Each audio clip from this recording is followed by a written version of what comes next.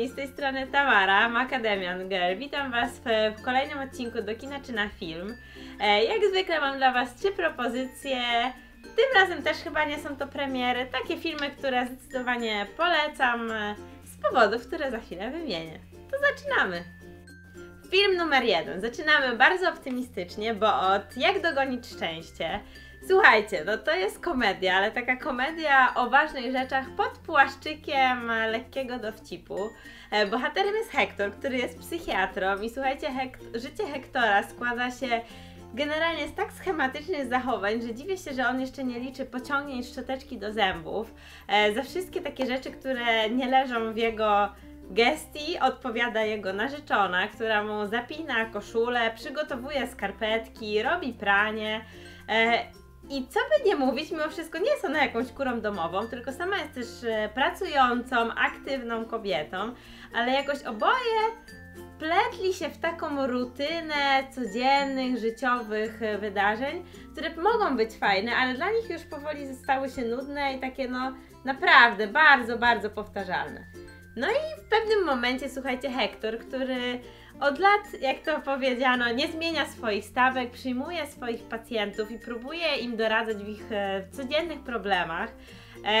W pewnym momencie ten spokojny Hector wybucha, bo zaczyna myśleć, że chyba on trochę tych pacjentów swoich oszukuje, bo doradza im, a sam tak naprawdę nie jest szczęśliwy, nie ma pojęcia, czym jest to szczęście i tu się zaczyna cała zabawa.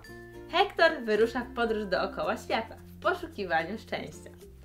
W tej podróży dookoła świata widzimy różne wydarzenia, czasami mniej lub bardziej zabawne, mniej lub bardziej tragiczne, ale to co jest ważne, to że Hector zaczyna poszukiwanie swojego szczęścia od takich bardzo zewnętrznych przyczyn, czyli znajduje jakąś nową dziewczynę. To jak ta stara się na to zapatruje, w cudzysłowie stara, to już zobaczycie sami. Natomiast on znajduje jakąś nową dziewczynę i myśli, że na przykład szczęście to możliwość kochania 2 kobiet jednocześnie, co jest kompletną bzdurą. Albo pieniądze, co też się okazuje bzdurą. I te kolejne rzeczy, które on skreśla z listy, tak naprawdę przybliżają go do tego, czym to szczęście właściwie jest. Jeżeli jesteście ciekawi, do jakich wniosków doszedł Hector, to serdecznie polecam ten film, bo on jest optymistyczny, on jest też bardzo mądry, bo zobaczycie, co na końcu się okazało.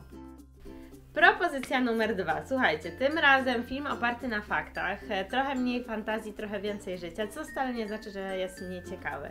Czyli Gra tajemnic. To jest propozycja, którą trzeba zobaczyć, nie tylko ze względu na niesamowitą historię, ale także ze względu na aktorów. Słuchajcie, gra tam rewelacyjny Benedict Cumberbatch w tytułowej roli Alana Turinga, który jest zresztą prekursorem w ogóle informatyki, komputerów, o tym się dowiecie oglądając film. Akcja toczy się w czasie II wojny światowej wokół prób złamania kodu Enigmy. Jak wiadomo, Niemcy zadają Europie ogromne obrażenia, no i czas coś z tym zrobić, więc zostaje powołany zespół ekspertów, najlepszych ekspertów Wielkiej Brytanii, którzy mają być nadzieją na złamanie tego kodu.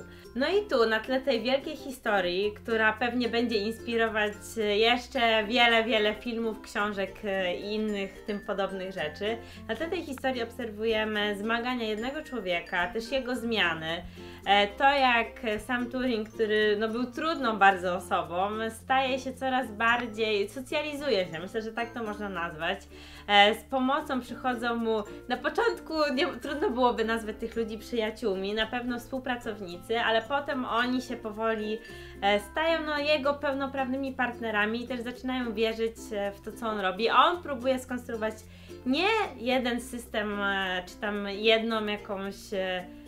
jeden klucz do odgadnięcia tego kodu, tylko buduje cały komputer. Film jest o 2 rzeczach. Pierwsza to jest zmaganie się jednostki ze społeczeństwem, z poszukiwaniem swojej roli w tym społeczeństwie. Też chodzi o ludzi, którzy czasami widzą trochę dalej niż ich otoczenie i trudno takim osobom odnaleźć swoje miejsce. To dotyczy wielu ludzi genialnych i zawsze dotyczyło. Druga historia to jest właśnie to zmaganie się z byciem szczerym wobec siebie. Alan Turing został skazany w 1952 roku na kastrację chemiczną za tak zwane nieobyczajne zachowanie, ponieważ był homoseksualistą. Cieszę się bardzo, że ta historia została przywołana i to w tak rewelacyjnej obsadzie, bo jest naprawdę naprawdę poruszająca i myślę, że nikt tego nie odmówi, ale no, on wiózł niesamowicie dużo. Kończymy propozycją numer 3 i słuchajcie, jak to mówią, last but not least, chodzi o Whiplash, czyli film, o którym mówi się mnóstwo i będzie się chyba mówiło jeszcze bardzo długo, bo obok Interstellar tak naprawdę to jest najgłośniejsza propozycja ostatnich miesięcy.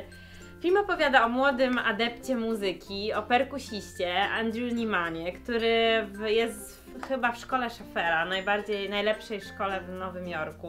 No i on tam trafia na mentora. Słuchajcie, na mentora, który słynie z niecodziennych metod. I te metody, no powiem wam, że są bardzo po bandzie.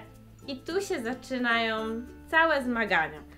Bo bohater, który jest niesamowicie zdeterminowany, jest trochę zamknięty w sobie, nawet trochę to mało powiedziane, on jest zamknięty w sobie, taki trochę outsider, który niby chciałby mieć kolegów, ale nie do końca, bo potem jak ma dziewczynę, to się okazuje, że po krótkiej historii mówi jej, że no fajnie, ale on się teraz będzie skupiał na nagraniu i ona mu będzie przeszkadzać. To jest niesamowity film, bo film tak trochę o tym, do jakiego stopnia możemy się posunąć w realizacji swoich celów, też do jakiego stopnia autodestrukcji. Bo słuchajcie, ten mentor niejednego już ucznia wykończył, o czym się dowiecie oglądając film. On jest bolesny, ale bardzo prawdziwy i też wiele się mówi o tym, jak to wygląda, ta pogoń za karierą, jak wygląda praca w orkiestrze, czym to jest czasem okupione, czym jest okupiony sukces. A myślę, że o tym, czym jest okupiony sukces, mówi się coraz więcej też w kontekście i hollywoodzkich gwiazd, i wielkich muzyków, wielkich aktorów, bo to są ogromne obciążenia. I te ogromne obciążenia sprawiają, że ludzie sięgają po takie środki jak alkohol, narkotyki. Akurat tutaj tego nie ma w filmie, jakby pokazanego dosłownie na przykładzie głównego bohatera, ale myślę, że to jest krótka droga do takiej historii. No bardzo dobry film, bardzo trudny, ale myślę, że skłania do przemyśleń i rewelacyjne kreacje aktorskie. Zdecydowanie polecam Whiplash, musicie to zobaczyć. To już wszystko na dziś. Ja się cieszę bardzo, że mogłam wam kolejne 3 filmy zaproponować. Mam nadzieję, że spodobają wam się i nadrabiajcie swoje filmowe zaległości. Zawsze wrzucajcie mi w komentarzach wasze polecenia, bo ja chętnie je zobaczę. Pamiętajcie o subskrypcji, o klikaniu kciuków w górę i zapraszam do kolejnych filmów. Pa, pa!